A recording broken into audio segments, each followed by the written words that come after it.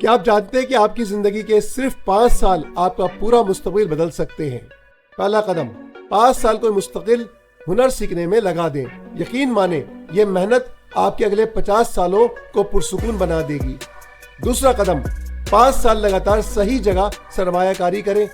आपका ये एक फैसला आपकी आने वाली नस्लों की तकदीर बदल देगा।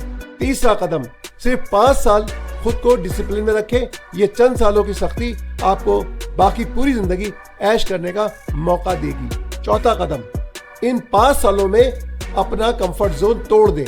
जब आप आराम छोड़कर मेहनत चुनेंगे तो आपकी पूरी दुनिया बदल जाएगी। पांचवा और आखिरी कदम, 5 साल सब्र का दामन थामे रखें। सब्र से वो मिलता है जो बाकी दुनिया ख्वाब में भी नहीं देख सकती। आज का फैसला आपका कल बदल देगा। क्या आप तैयार हैं?